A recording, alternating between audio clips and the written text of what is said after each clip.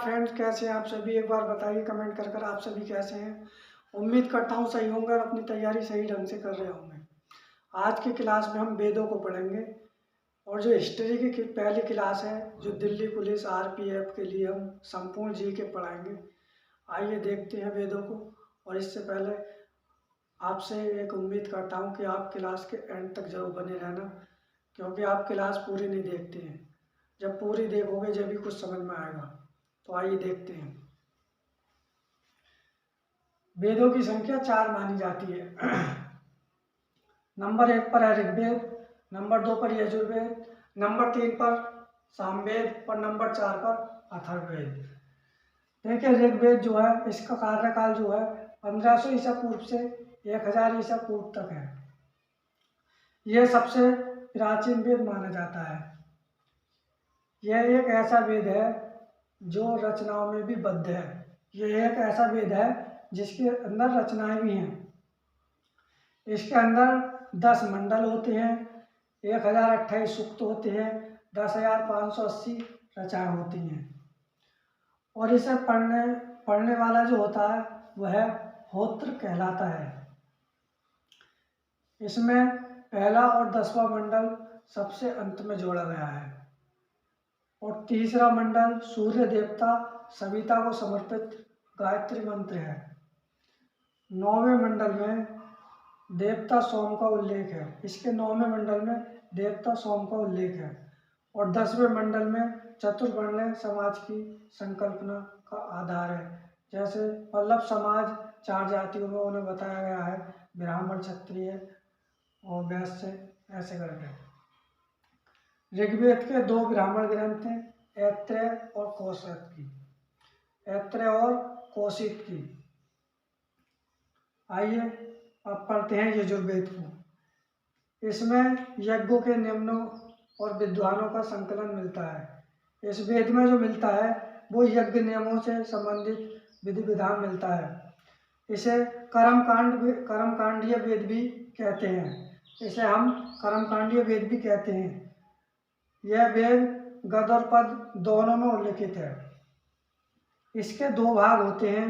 Number 1 होता है शुक्ल यजुर्वेद और नंबर 2 होता है कृष्ण यजुर्वेद। शुक्ल यजुर्वेद केवल पद में है और कृष्ण यजुर्वेद जो है वो गद पद दोनों में है।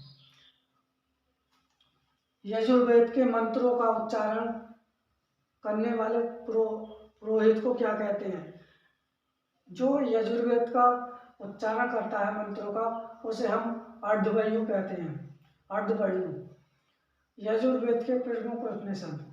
नंबर 1 पर आता है कठोप उपनिषद, नंबर 2 पर आता है ईशोपनिषद,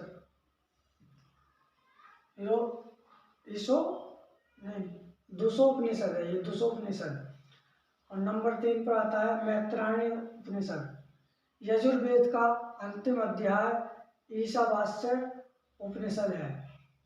इसका संबंध आध्यात्मिक चिंतन से है।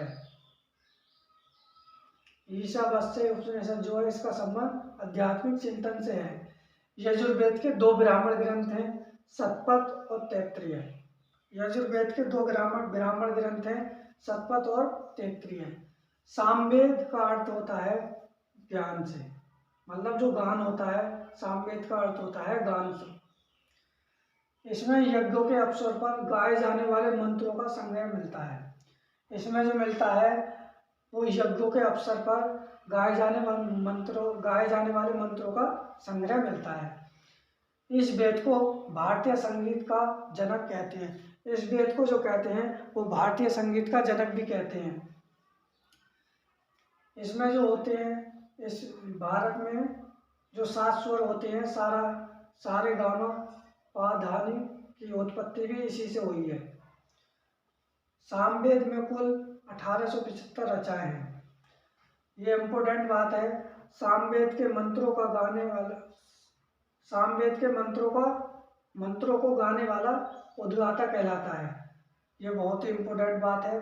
सामवेद के मंत्रों को गाने वाला उद्गाता कहलाता है। इसमें मुख्यतः सूर्य स्तुति के मंत्र हैं। सामवेद के उपनिषद। तो एक तो है छद्मांग और तथा दूसरा है जैमिनीय। एक है छद्मांग और तथा दूसरा है जैमिनीय। सामवेद के ब्राह्मण ग्रंथ पंचविश और षड्विश है। सामवेद के ब्राह्मण ग्रंथ पंचविश और षड्विश है। देखिए एक बात बताना भूल गया मैं, इन तीनों का जो कार्यकाल है वो 1000 ईसा पूर्व से 600 ईसा पूर्व उत्तर वैदिक काल कहते हैं। आइए देखते हैं। अब आता है अथर्ववेद। इसमें 731 सूक्त हैं, 20 अध्याय हैं और 6000 मंत्र हैं। इसमें ब्रह्म ज्ञान, धर्म, समाज निष्ठा, औषधि प्रयोग, रोग निवारण, जादू टोना, तंत्र मंत्र दिए गए हैं। अथर्ववेद के उपनिषद मुंडोक उपनिषद, उपनिषद। मुंडोक उपनिषद से ही भारत का राष्ट्रीय आदर्श वाक्य सत्यमेव जयते लिया गया है। इसमें सभा और समिति को प्रजाति की 2 पुत्रियां कहा है। इसमें सभा और समिति को प्रजाति की 2 पुत्रियां कहा है। किसमें? अथर्ववेद में। इन चार वेदों को संहिता हम कहते हैं। इन 4 वेदों को हम संहिता कहते हैं। आइए एक बार दोबारा हम रिवीजन कर लेते हैं बहुत जल्दी से। आइए देखते हैं। देखिए वेदों की संख्या 4 मानी जाती है। ऋग्वेद का कार्यकाल जो है वो 1500 ईसा पूर्व से 1000 ईसा पूर्व तक है। यह सबसे प्राचीन वेद माना जाता है। यह एक ऐसा वेद है जो रचनाओं में बद्ध है।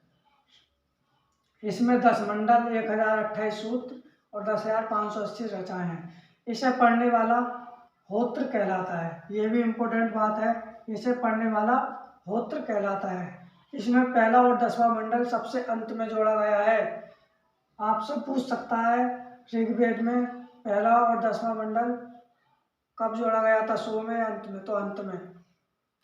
इसका तीसरा मंडल में सूर्य देवता सविता को समर्पित है, जिसमें गायत्री मंत्र है। 9वें मंडल में देवता सोम का उल्लेख है।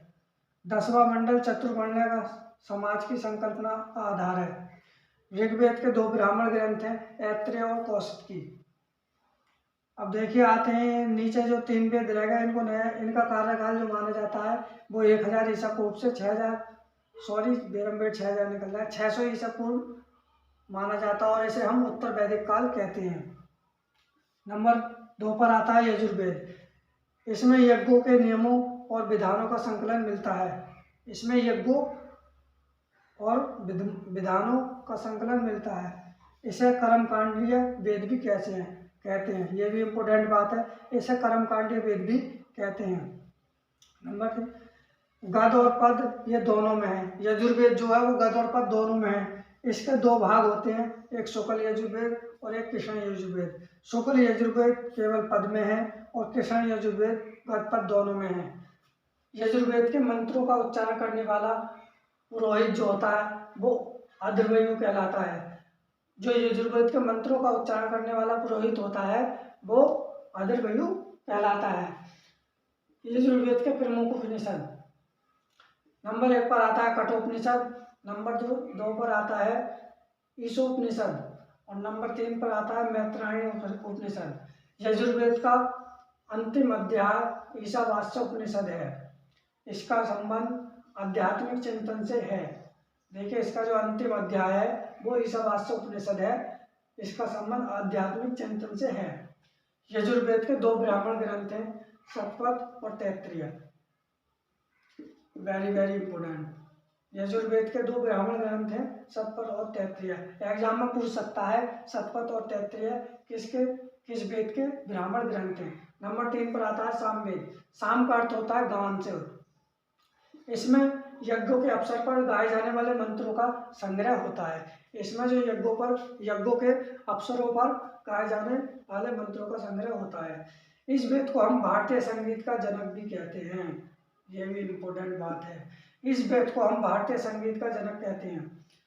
इसमें ये स्वर होते हैं सा रे गा मा पा धा नी की उत्पत्ति भी इसी वेद से मानी जाती है। सामवेद में कुल 1875 रचनाएं हैं। सामवेद के मंत्रों को गाने वाला उद्गाता कहलाता है। सामवेद के मंत्रों को गाने वाला उद्गाता कहलाता है। इसमें मुख्यतः सूर्य स्तुति के मंत्र हैं। इसमें जो है मुख्यतः सूर्य स्थिति के मंत्र हैं, मतलब जो सूर्य देवता है उनके मंत्रों का संग्रह है। सामवेद के उपनिषद छांदोग्य और तथा जैमिनी है, ये दो उपनिषद हैं इसके। सामवेद के ब्राह्मण ग्रंथ पंचविश और षड्विश, 20 से याद कर सकते हैं, पंचविश और षड्विश। अथर्ववेद में 731 सूक्त हैं, 20 अध्याय हैं और 6000 मंत्र हैं। इसमें ब्रह्म ज्ञान, धर्म, समाज निष्ठा, औषधि का प्रयोग, रोग निवारण, जादू टोना, तंत्र मंत्र हैं। अथर्ववेद के उपनिषद जो है वो मुंडक उपनिषद है, मुंडक उपनिषद है। मुंडक उपनिषद से ही भारत के राष्ट्रीय आदर्श वाक्य सत्यमेव जयते को लिया गया है।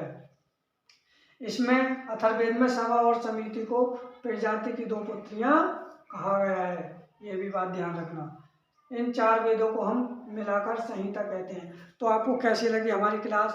प्लीज़ चैनल को सब्सक्राइब करना और कमेंट करके बताना क्लास कैसी लगी।